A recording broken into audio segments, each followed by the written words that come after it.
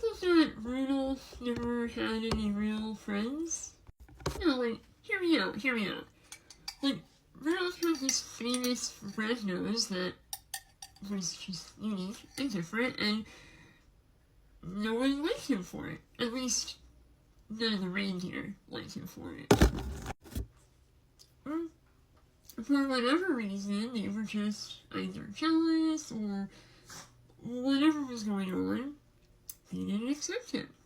But here comes Santa on Christmas Eve and says, "Hey Rudolph, I know that you've ever led the reindeer in our gift delivery across the world, but it's kind of foggy tonight, and I'm a little worried that Dasher is not going to be able to see through the fog, and I'd love to use your nose and you at the front to guide my sleigh."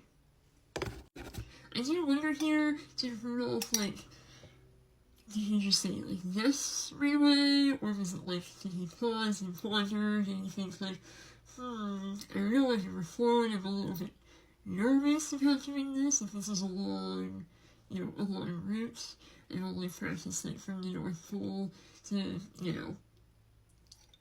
Ralph's, or North Pole to Costco, like, I've never really practiced, a big route. And this is serious, because this is Christmas, and people want their presents. People get pissed if they don't get their presents from Santa. So anyway, Rudolph's a good guy, so he says, sure, I will help guide the sleigh tonight. No problem. Even though none of these reindeer behind me give a fuck about me, all they've done is made fun of me and excluded me from their group, but sure, I'll help you.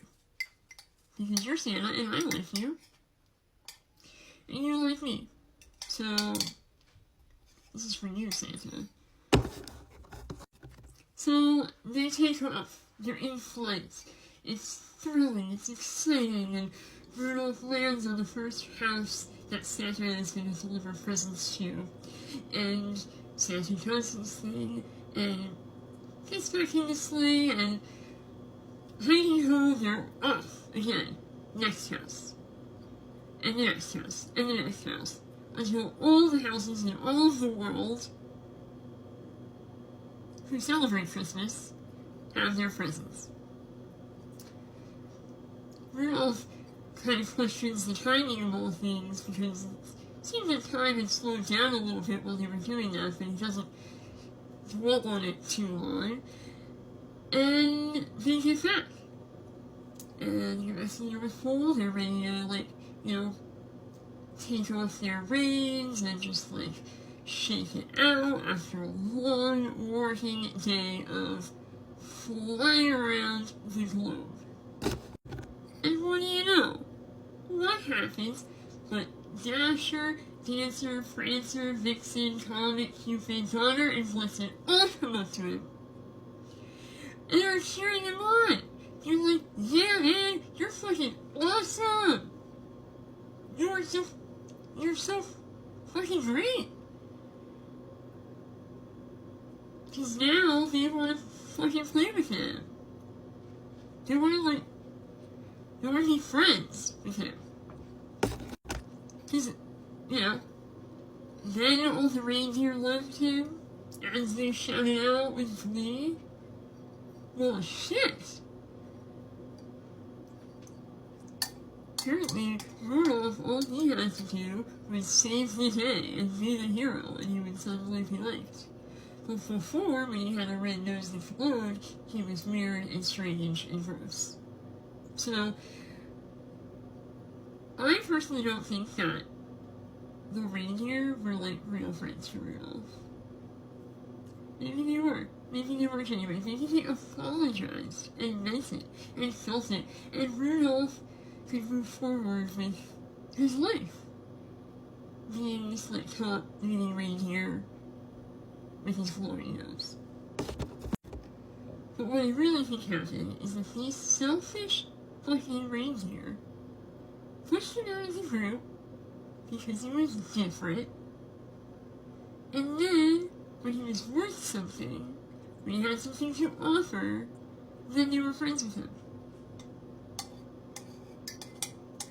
I know that the song has a different message, right? It's like, Rudolph saved Christmas, that's the song, that's what the song is about. But, if you look at it a different way, the song could really be a big lesson in friendship. Don't go making those fake friends, and don't let anybody ever tell you that just because you're different, you don't fit in or you don't deserve something.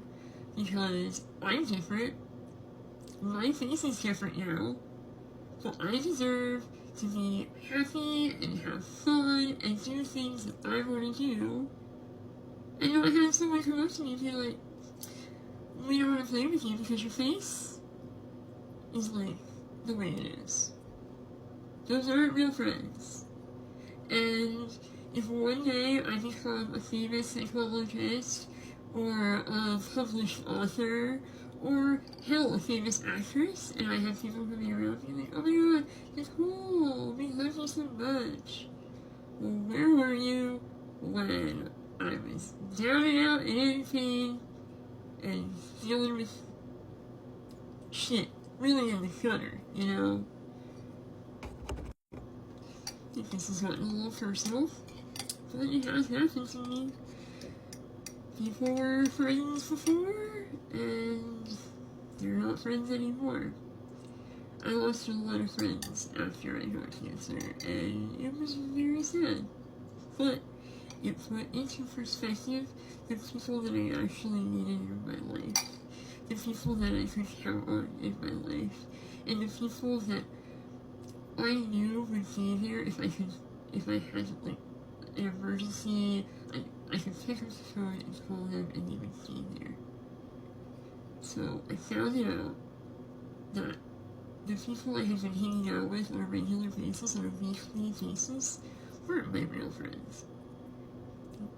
I was a friend of convenience, but as soon as I became inconvenient, I was dropped. Like that. So, as a reminder, during this Christmas season, be grateful for the people around you who take care of you, who support you and love you, no matter what's going on in your life. And remember that you deserve more than a friend of convenience. You deserve deep, meaningful relationships with people who will be there for you no matter what. It's nice that we have acquaintances and we have, co-workers, and that's okay. There's nothing wrong with having those types of relationships. But I'm someone that really puts my heart and soul into it because I'm a loyal friend. I'm the loyal one. And so when I don't see that reciprocated, it makes me really sad. So, what I've learned through my cancer journey is to protect my heart. Protect my heart, and remember that I am worthy and deserving, and that I love myself. Rudolph, you are worthy and deserving, and I love you, just like all the elves and Santa, and maybe your new reindeer friends.